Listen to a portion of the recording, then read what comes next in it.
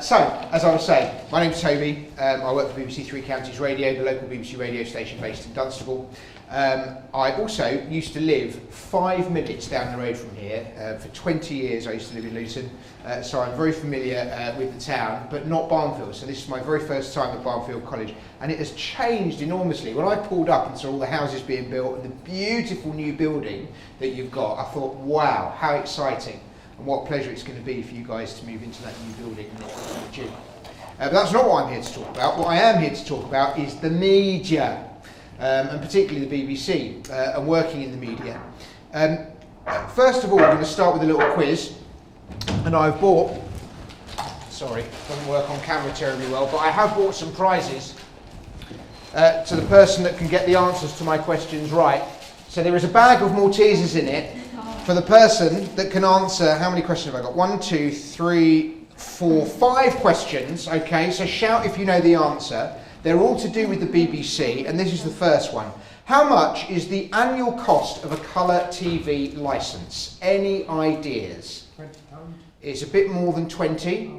70. It's more than 70, more than 100, but less than 200. 150. 150, that's pretty close. Any more offers? 175. I'll tell you what, you can have it at the front because you said 160. It's actually 159. Very well done. Next question. How much is the annual cost of a black and white TV licence? Yes, they still have them. So there's about 7,000 people paying for a black and white TV licence in this country. Do come in, welcome, come and sit down. A tenner. How much? A tenner. More than a tenner? 20. More than 20? Less than 100? Who said 50? You can have it. 50. It was actually £53. Very well done. Packet of Maltesers for you, sir. Right, 3 more questions. How many, this is a good one, how many domestic BBC TV services are there? So that we're talking about national across England, Scotland, Wales and Northern Ireland. Domestic TV services. How many do you think the BBC has? 7. So less than that. Think about it. So you've got BBC One, you've got BBC Two, 4. but no, it's more than that. 5. It's more than 5. 6. And more than 6, we'll get there eventually. It's more than 7. 8. It's more than 8. It's more than 9. It's 10. yes. Well done. You can have a packet of Maltesers at the back. 10. Can you catch? Well done. Well, I'm not so well done. It's BBC One, BBC Two, BBC Three, then BBC Four, which is the arts and entertainment, BBC News, so the BBC News channel, BBC Parliament. If you're really boring, you can sit and watch Parliament all day long. Although there can be fireworks, as we know. CBBC, CBeebies, and then you've got S4C, which is the Welsh language channel, and BBC Alba, which is the Gaelic language channel, believe it or not. So all of those services operate in this country under the BBC banner. Okay, what about this one? There's 2 more questions. Actually, 1 more question, sorry. How many national radio stations does the BBC have? So network radio stations. Think of the ones that you might listen to. 8. So a bit more? 30. Less? 9. Bit more than 9? 10. It's 10. Who said 10? Very well done. You can have a packet of Maltesers. It is 10. Anyone name them? Got Radio 1. Radio 2, absolutely. Radio 3, which is the classical music.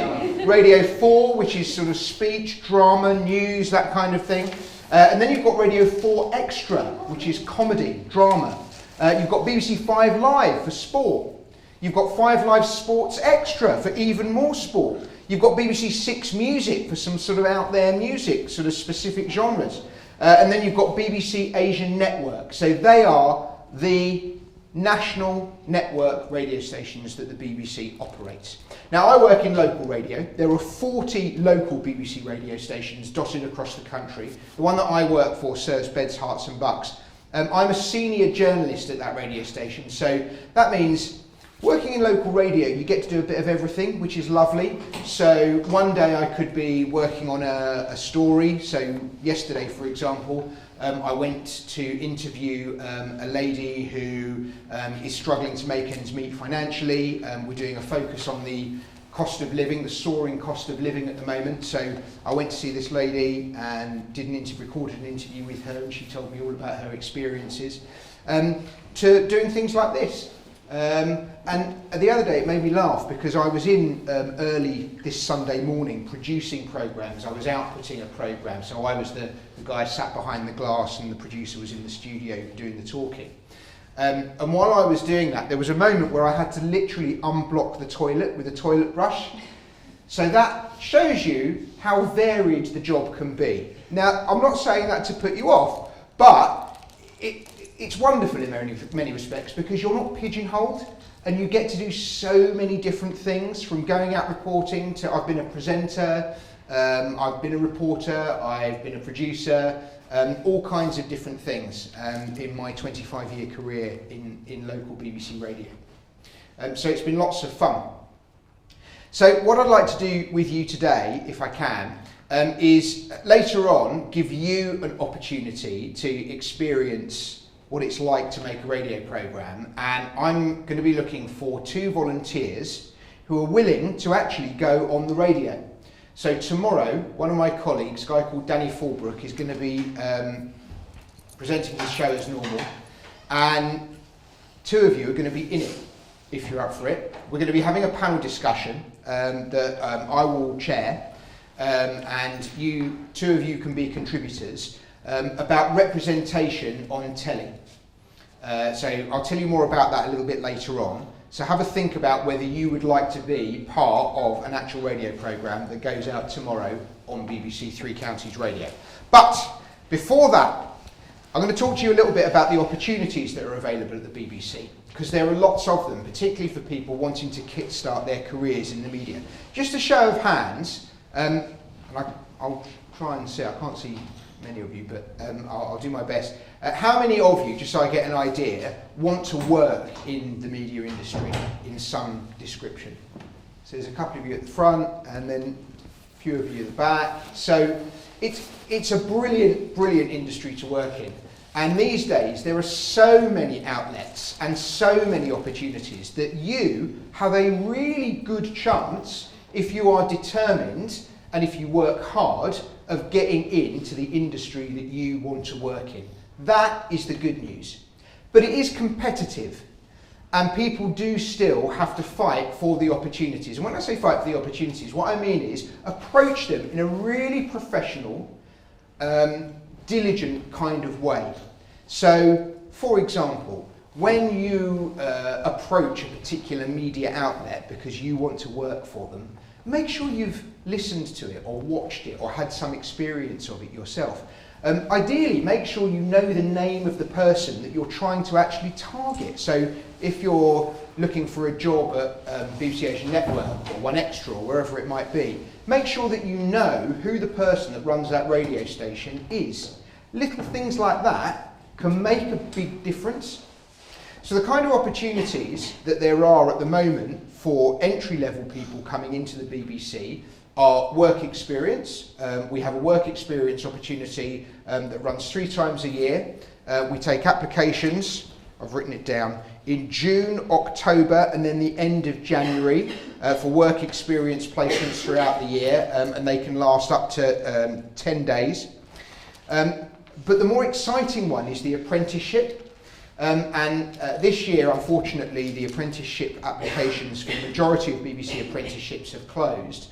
But next year, we'll be opening them again around this time. So January, February is when the window opens for applications for BBC apprenticeships. And you can do an apprenticeship at the BBC in pretty much anything you like, from journalism to technology to production to software design, to set design, literally anything. The opportunities are pretty much endless. And the BBC has made a commitment of bringing in, if it can, 1,000 apprentices over the next 5 years, which is quite a significant number. So we've started this year, I think there are around 200 apprenticeship opportunities available. Next year it'll be the same, the year after the same. So look out for those, and the place to go for those is bbc.co.uk/careers.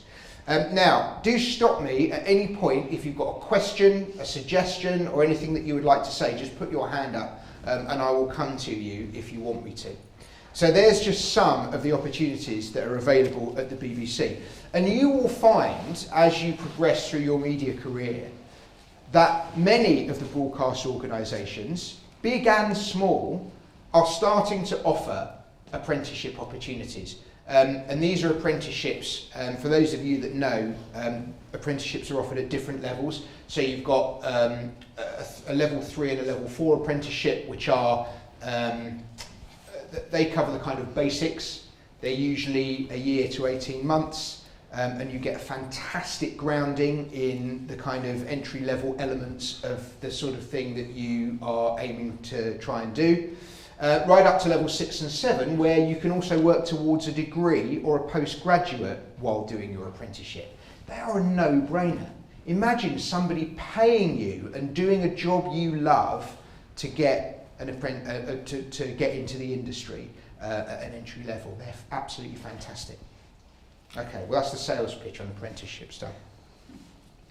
What I'm going to do now is give you some examples of why local BBC radio exists and what local BBC radio does. Has anyone ever listened to Three Counties Radio? Don't worry if you haven't at all. So 1 or 2 people. Fabulous. Now that's fine. It's not aimed at you. It's aimed at people who are kind of your parents' age, 55 plus, people living in the local area who are interested in local stories and local things. Local radio is designed to do a number of things. One key thing that it does is to make a tangible difference to people's lives. How can it do that? Well, let me explain. I'm going to play you a clip in a second, or Steph is, about a lady called Patricia. Now, Patricia was adopted, and she recently discovered her birth mother. But she found that her birth mother was elderly, and unfortunately, she was dying. They'd never met face to face, but one of our presenters, a chap called Justin, managed to get a meeting with Patricia and her mother face to face on Patricia's 100th birthday during COVID. This is what happened.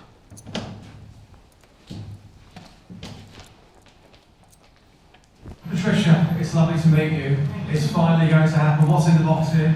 It's the very first cake I will ever be able to give to my mum, and it's for our 100th birthday. I'm a nervous wreck here. I can't imagine how you're feeling. I just feel like a wobbly jelly that's not set. Best of luck, okay? Thank you very much. Yes. Oh, I'm just about of nerves. Can't believe this day's come, but it's all thanks to you and your hard work. Really, really appreciate it, and thank you just isn't big enough. Absolute pleasure. Keep yourself in there. We'll speak to you when you come out. Thank you, Patricia. Okay. Thank you very much. See you in a bit. Bye. Now, obviously, because of COVID rules, I couldn't go in myself, but Patricia did, and she recorded this on her phone of her meeting her birth mother for the very first time on her 100th birthday. This is what I have made specially for your birthday, Mum. For me to see you on this very, very special day of yours. And it's just a pity you weren't at home, but I've been so lucky being able to come and see you. I've waited such a long time. Thank you very much. You're welcome. Wonderful. Your hands are lovely. I've got rubber gloves on, my darling, look. I don't feel cool, but I'm just so happy to see you. Nice to see you. Thank you. Thank you very much. You're welcome, my lovely Mum. Very, very welcome. Never ever thought this day would come when I'd seen you. God bless. Thank you. You're welcome. Well, I then waited outside for Patricia. When she came back down, this is what happened. Patricia, you just come out, you just met your mum for the very first time. How was it in there? Absolutely magical. What a wonderful clip. And we do lots of things like that. That was something that was particularly significant, and it was a very significant moment, certainly for Patricia and her mum. But one of the reasons that we exist is to make a difference to people's lives. Another reason for our existence is to entertain people, to give people a bit of fun, to give people a bit of a laugh. again Justin, and all three clips are actually of Justin, but he had Right Said Fred. You ever come across them? So they were a duo in a music group in the 90s and early noughties. They did a song called I'm Too Sexy, and he had them on the radio, and he gave it his own unique creative treatment. Here we are.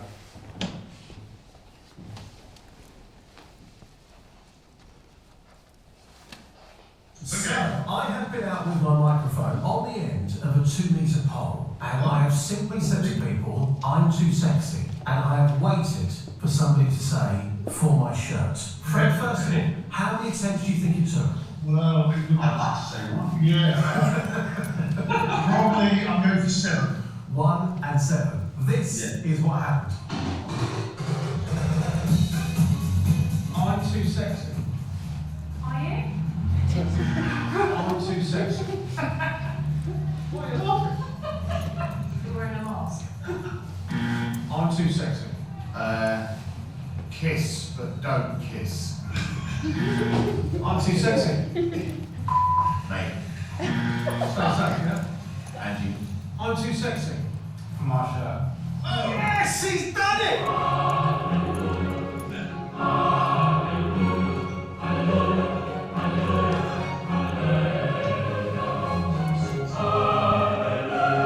What's your first name? Oh, I don't know, You don't have a name. man. No. What do you think about Right Said Fred? Decline comment. What do you comment on? I don't make comments on a lot of things, actually. Love and respect. Love and respect to you too. There you go. I'm too sexy to go. It got a bit weird at the end. Yeah, good. Yeah. So there we go. Hopefully that's illustrated that we try and entertain our audiences as well. And if you've not tried us, then do give us a try. Our breakfast show is absolutely brilliant. It's fun, it's a laugh, we play some brilliant music. And we also talk about the things that local people are interested in every single day. And then the final thing that is one of our big kind of responsibilities is holding figures in authority to account. How many times have you been in a position where somebody above you, somebody who you kind of, hello, come on in. How many times have you been in a position where a figure in authority has done something that's kind of made you feel, why have they done that to me? Or, you know, what can I do about that? How can I get some help with this? I've got a bit of a problem here. What can I do about it? There was a group of parents who came to us a couple of years ago in Watford. They were all parents of quite profoundly disabled children. Now, if you have a profoundly disabled child, life is hard. And these people need regular breaks if they can get them. And there was a wonderful centre in Watford called Nascot Lawn that used to offer what they call respite care. So you would put your child into Nascot Lawn for a day or overnight, 48 hours sometimes if you were lucky, for paid respite care.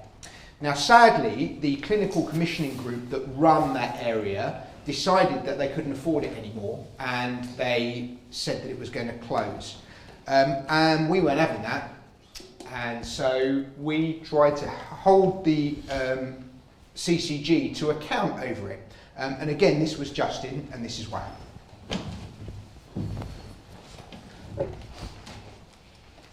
I have a whole list of questions for Dr. Small. He's now walked away. Dr. Small.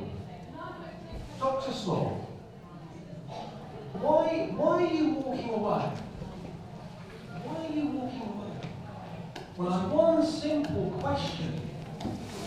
I think that is enough now. Why can't you, as a CCG, answer one question as to why there was no public consultation? It's one question. Conversations around that this evening. You've avoided all of the questions and answers about Nascot Law this evening. We've got a room full of people who would have seen that. You've ignored them. Why can't you answer one question? You were here all evening. There are actually quite a lot of questions, and Jeff made it very At the end, you said we would deal with those questions on another day. That's what you said this evening. We were talking about the mental health assessments of children. Dr. Small, I'm just please. dealing with some other people. Dr. Small, come on. These people are scared. Where are these children going to go? we've actually made it very clear that there's nothing more that we're going to... Where are these children going to go? We've made it very clear. We're very happy for you to ask any more of the questions that you have to our media It's the spokesman. same thing last week. Where are these children going to go? I'm afraid we're not making any more comments tonight. May I ask that you have a meeting with a small... May I ask that you have a meeting with just 3 or 4 parents and we have a chance? No, let's ask them nicely. Let's give them a chance. We will be delighted to have a meeting with you soon because we're chasing you in car parks and it would be nice if we could arrange that. I'm never going to be chased away by a parent. So if a parent wants to come and speak to me, I will always come and speak to a parent. That's very important. Okay, very happy to do that. I'm going to turn my microphone off. However, just one final point. Dr. Score just said there to you, as a parent, he would be happy to meet with you with the microphone off, correct? Yes, correct. He did just say that. You're happy with that? You happy? I'm happy if we can put a date in now to meet with 3 or 4 parents. So there we go.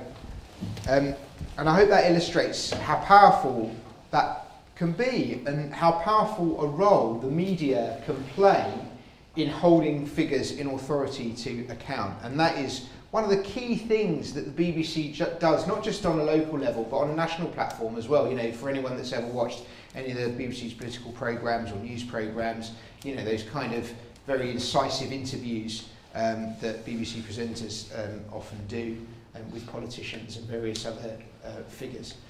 Does anybody have any questions or thoughts before we move on? Anything that anyone would like to ask or comment on, having heard what you've just heard? Don't know if not. I'll just talk about 1 or 2 of our other programmes. So between 10 and 2 in the afternoon, we have a programme presented by a chap called Jonathan Vernon-Smith. And for an hour of that programme, we help people with their consumer problems. So if you have a problem with a company or with a council or with somebody in authority and you want to try and get help with it, then you phone Jonathan up if you're having no success yourself, and Jonathan can help you. And he has a small team of people who help sort out people's problems. And that's been a lifeline for people.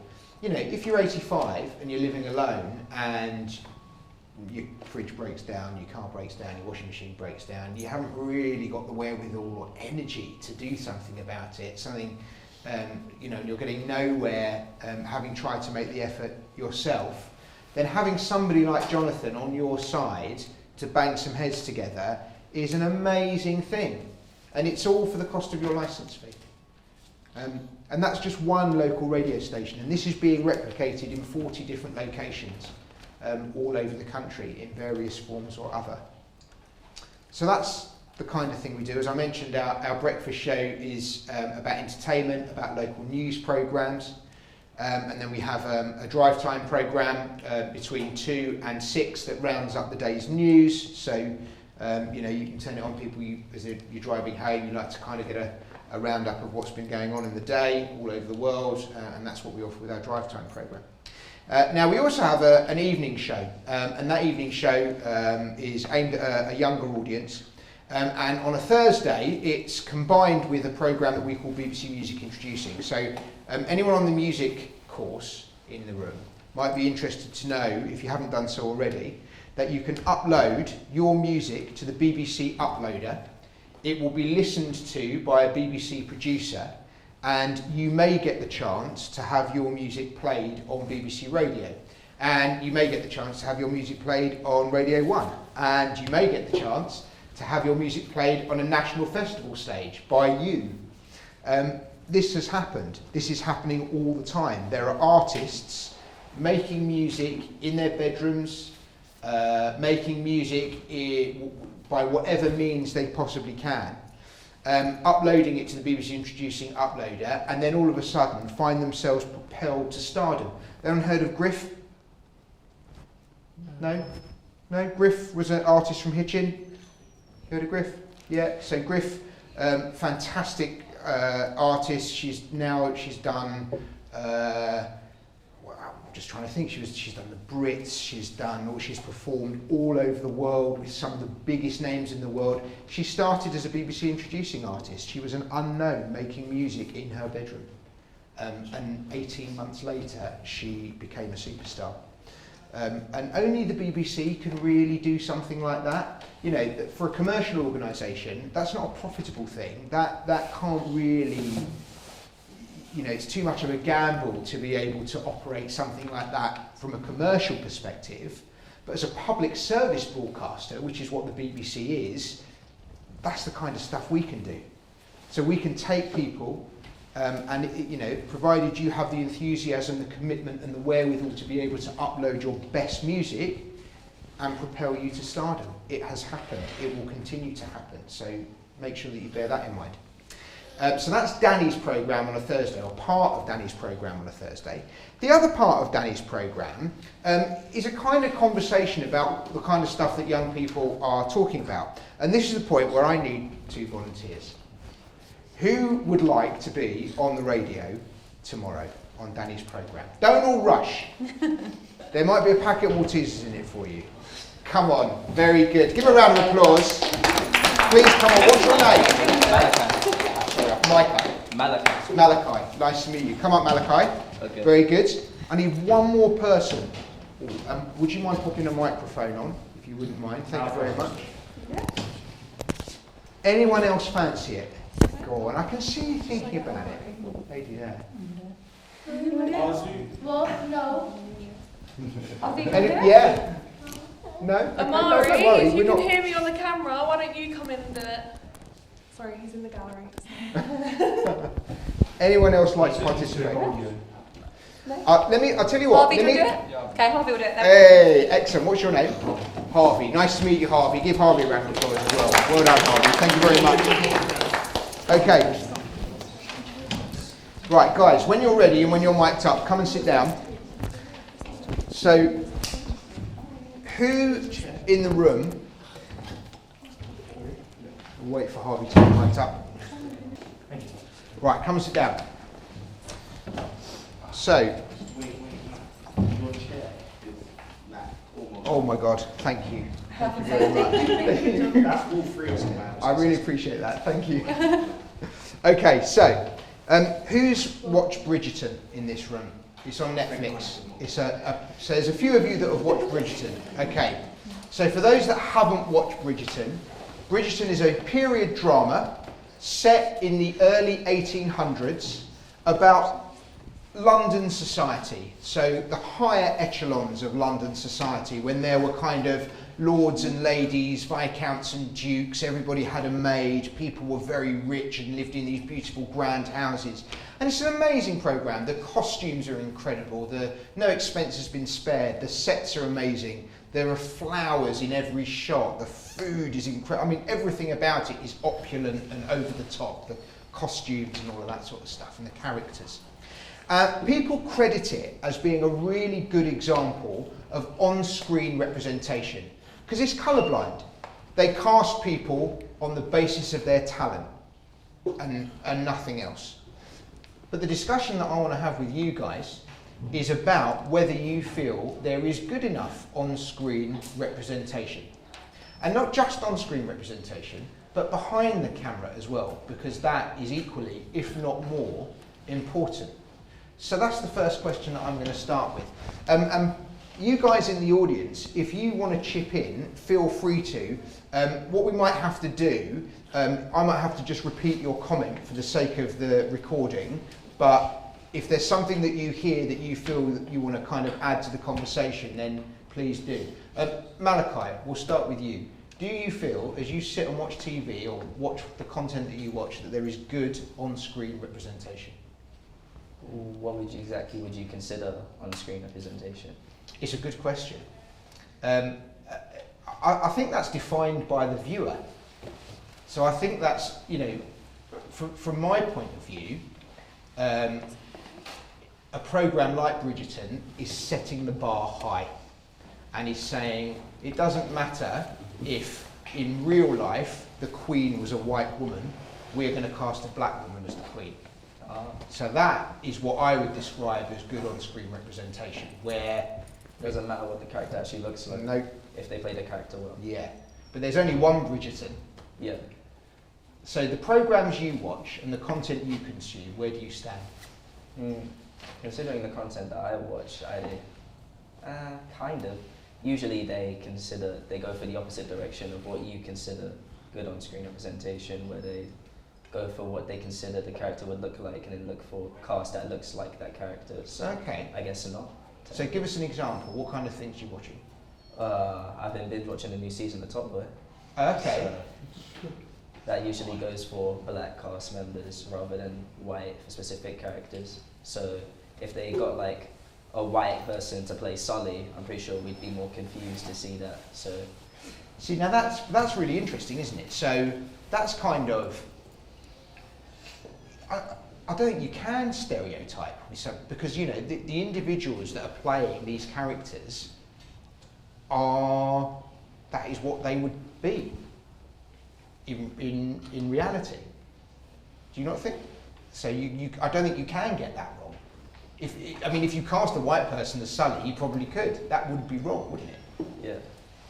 Well, you're saying a good on-screen representation would be if a white guy did play it and then played it well. Is that what you're saying? No, I don't think it works. I don't think it works the other way. Interestingly, I think it only works where the person, where it is a contradiction, but where you would traditionally see a white person in that role because historically that person was a white person, and you put a black actor in there. Oh, okay. Well, then in terms like that, it works, yeah. Okay. I'm fine with that. And Harvey, what about you? Where do you stand on on-screen representation? Do you think it's good enough? Do you think there is enough? I don't watch like shows like Top Boy, so mine's like a bit different. I enjoy like police shows, so they always try and mix it. You watch police shows? Yeah, like, do you know Veraki? It's like based on police in Los Angeles. Okay, no, I haven't come across it. Is that more a kind of real life? Yeah. Okay. So they don't ever like try and keep it to one. They always have like all different mix because they don't want to cause any like, I don't know, just unbiased opinions, I guess. Yeah. It's different with drama though, isn't it? Because in drama you get to pick who plays what. Mm-hmm. If it's a documentary, the characters are picked for you. Yeah. You know, you're just pointing a camera at people going about their day-to-day business. You have no control over who those people are. Although, what you do have control over in documentary is who you portray on screen. So, let's take a programme that a lot of you might know, like 24 Hours in Police Custody. Yeah, I know. So, the people responsible for 24 Hours in Police Custody have to be quite careful about and make some decisions about the way that they represent people, don't they? Yeah, because if they show like too much or like the bad stuff, their show might get cancelled or something. Maybe. Yeah, maybe. Have you watched it? I've seen some clips on YouTube, but it's not something I watch on like a regular basis. Or yeah.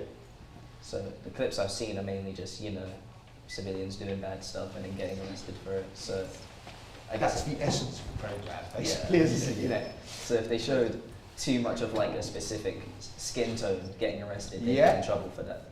And that's what I mean. You know, editorially, they would have to think about that and have to make a decision about that so that you don't get a inaccurate picture of one particular group of people, I guess. Let's talk a little bit then about off-screen and people that are making the decisions. There is a big effort in the media at the moment to make sure that the people who make editorial decisions, the people who are making decisions about who they employ, are representative, not just on the basis of ethnicity, but disability, sexuality, and all sorts of things. Have you ever found kind of, I mean, I suppose you're at a very early stage in your career, but you know, anything that of those characteristics has worked against you in your experiences in terms of where you've tried to get to in life? Not necessarily, but that's mainly due to I haven't really signed up for those roles yet, so I haven't really got the experience of that yet. Yeah. But I can see what you mean where due to what you may appear as or what you may be, it may be harder to get specific roles that you want. Yeah, absolutely. And what about you? Has anyone put a stumbling block in your way so far in terms of decision making for where you want to get to in your life? No, there's never been any of that. I think I'm too early in my life to actually make that decision myself. Yeah. Well. Excellent. All right. Well, look, both of you, thank you very much indeed. Harvey, Malachi, give them both a round of applause. Excellent. So, has anyone got anything to contribute or to add to anything that we've discussed while we were talking about that? Yeah. I think, there's some shows that need to be like what it is. So, for instance, BMF stands for Black Mafia Family. It's a show, but it's based on a true story. So everything, like from the character, the main character is the guy who's in prison now, who the show's about, is his son. They look, when he was his age, they look like the spitting on image of each other, but they're two different people. So it's only right that he plays that role. Yeah. Even like Straight Outta Compton, for instance, you can't like even it's a movie, but you can't have a white person to play those roles because that's not what they are. Like it's based on a true thing. So I think that's the only time it really matters. Otherwise, anyone can be anything. No, I think you're absolutely right. I think where it's an historically accurate black character, you can't have a white person playing that black character. It would be ridiculous. Yeah. But then again, with Sully and Top Boy, I personally I know, and I use the term white people. But I know some white people that are as crazy as Sully is as a black man. So anyone can play that role. Personally, I don't think you have to be a certain. For Top Boy, you don't have to be a certain skin colour. That's interesting. So do you think Top Boy isn't a true representation of reality?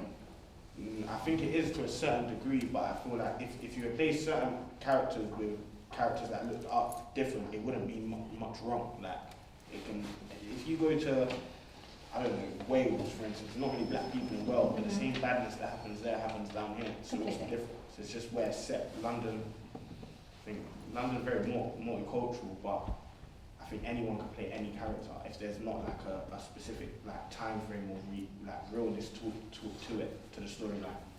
It's easier in drama, so it is easier to take a character like Sully, and I suppose cast whoever the casting director thinks is appropriate.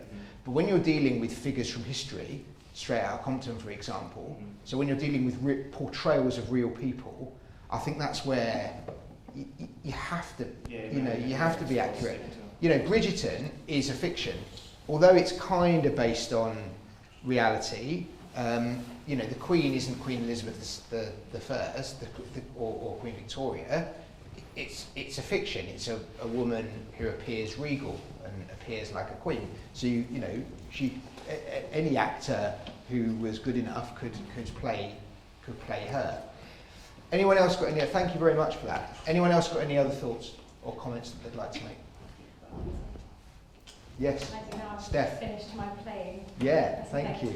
I want to talk about kind of women in media. Yeah. And like the gender split within the roles, because for me, looking in from the outside, it still seems to be quite a male-dominated industry, and so I don't know if anyone else feels that way about that too. So just raise that. Yeah, did you want to add to that? Why I'm talking about the family side, I get what you mean.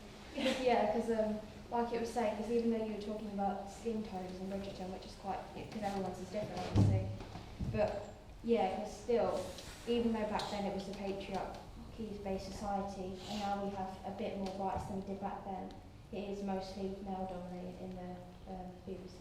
I still think females run the world, no matter what. You've been talking to my wife. They put all the power, in my opinion, really deep down. I'll come to you in just a sec. Or did you want to add to what we've just been talking about? Yeah, go on. What's your point? A good example of this was when we've known the main character, the Doctor from Doctor Who, is male, and all of a sudden they switch it to female. I was always for that, and when it comes to the law, it even makes sense. They even previewed it in an earlier episode, but everyone was hating on Jodie, because she's a female, and I'm thinking, she is doing as good a job as the other actors. You just don't like the story. I mean, this current story is, in my opinion, poorly written. I do not even like the Timeless Child Act. But it's not the actor's fault. It's just how she's written. She's doing an amazing job at acting. Yeah. But some people just don't see the difference. They're like, oh, the character did this, so it's the actor's fault. When in reality, it's not. It's just how things are written. You make a really good point. You know, Doctor Who, up until only a couple of years ago, was kind of sacred male territory, wasn't it? And then the powers that be decided to cast a woman in that role. You know, James Bond is another. You know, do you think we will ever see a time where that's cast very differently to how it's currently cast? Maybe. You know, I don't. We're far from that.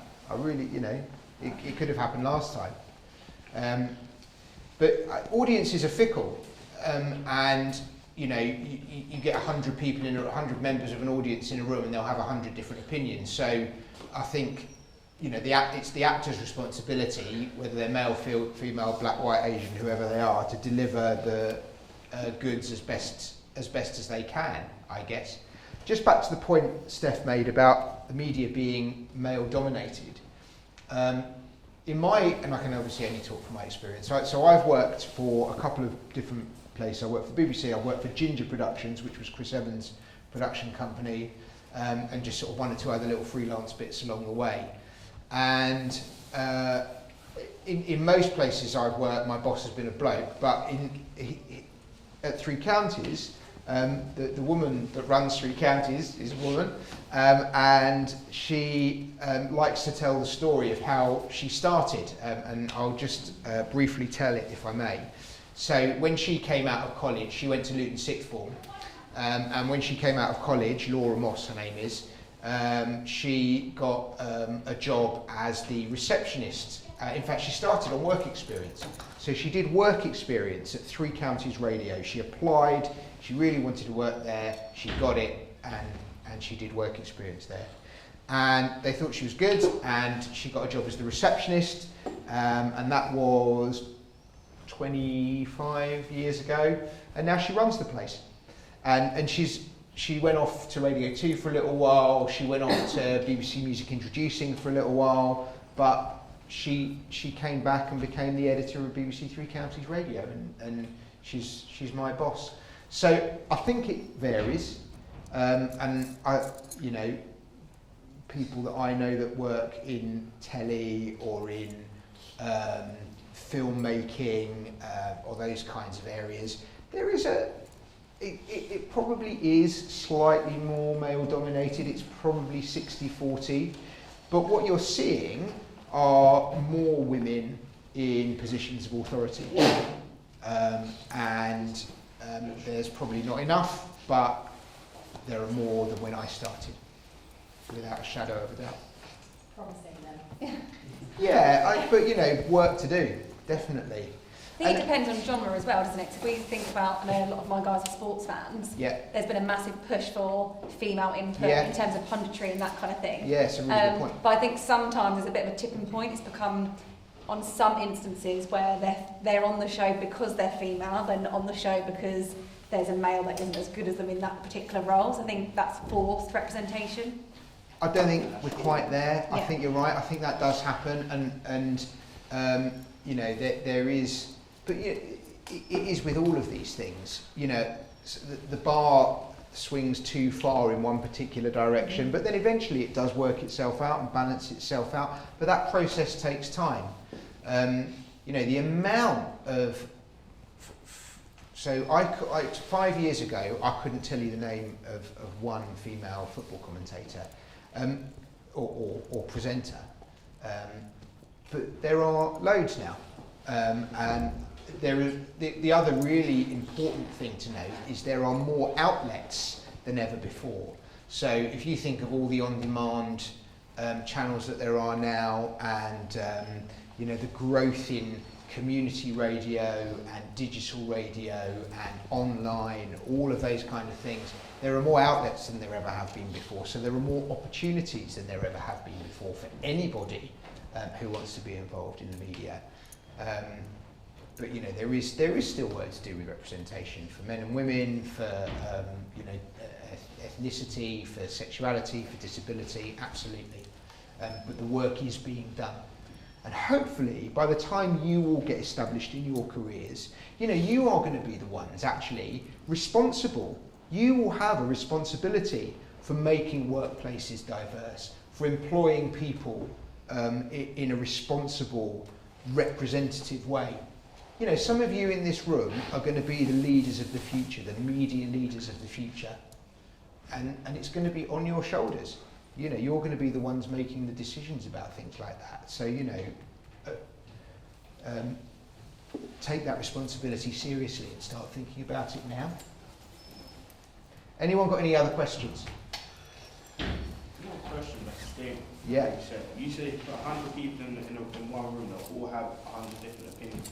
Students. So what are you supposed to do at that point now? You can only do what you think's right now.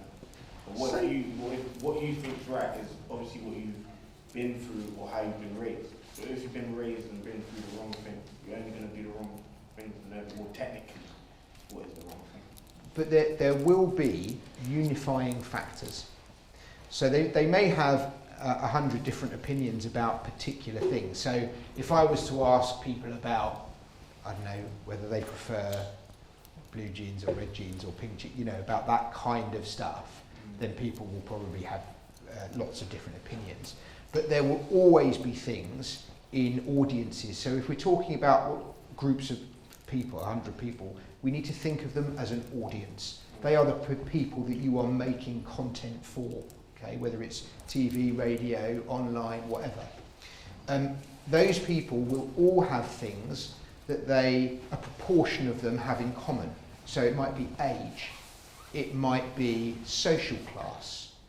And if you can appeal to those unifying factors and think about them in a forensic way, so in a way that allows you to understand in as much detail as possible what makes them tick, then you're onto a winner with your content production, because it will focus your creative decision making in a way that allows you to give yourself as good a chance as possible of being successful. So think about your own family. So think about your parents, think about your uncles and aunties, think about your cousins, yeah? They all have, there is some commonality among them. They may all disagree about particular things, but they have common characteristics that will define them. And if you can design your content according to those common characteristics and the things that you think that they will like, or through research you know that they will like, you are onto a winner. Any other thoughts? How's it been in the lights? You've been quite comfortable?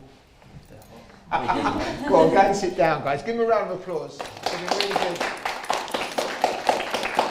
Thank you very much indeed, Harvey and Malachi. Okay, well, that's it from me. There's 10 minutes left where if you want to ask any questions or talk about anything that you'd like to talk about that I haven't covered maybe, or if anything is kind of, it'd be really interesting to know what some of your ambitions are actually, and where you see yourselves in 5 or 10 years' time.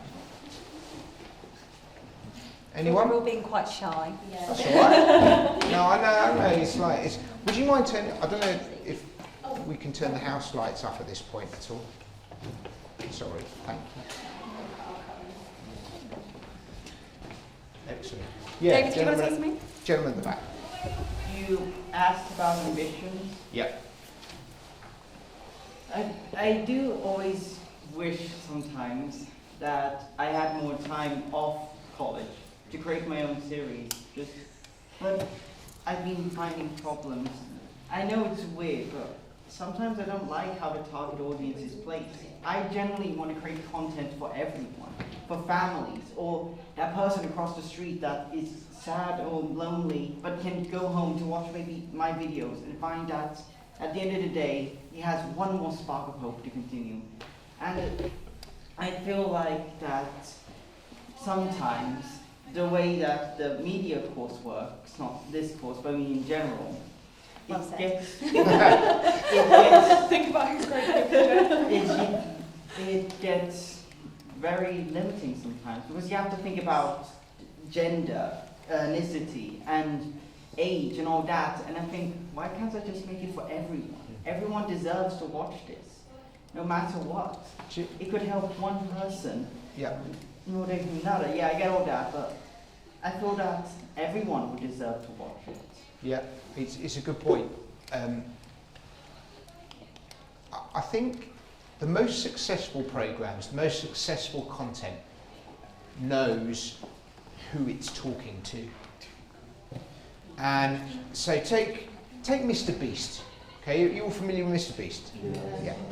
So Mr. Beast, among the most successful producers of online content in history, hands down, without a shadow of a doubt. And one of the reasons that he is because he knows his audience. And there is a universality to his audience. You know, I find myself, when my kids are watching it, I find myself going, that's great.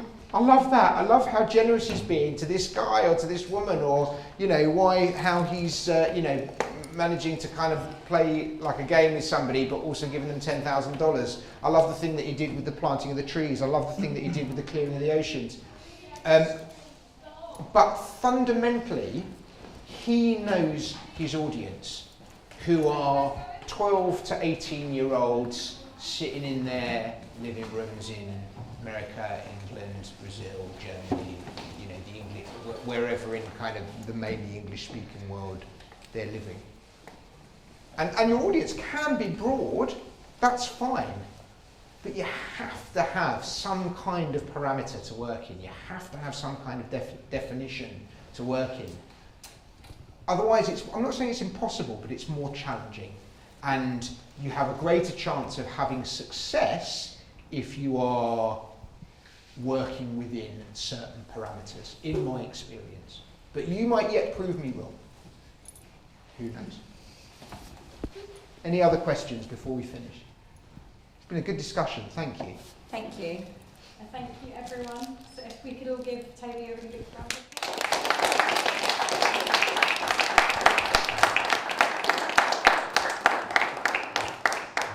No worries.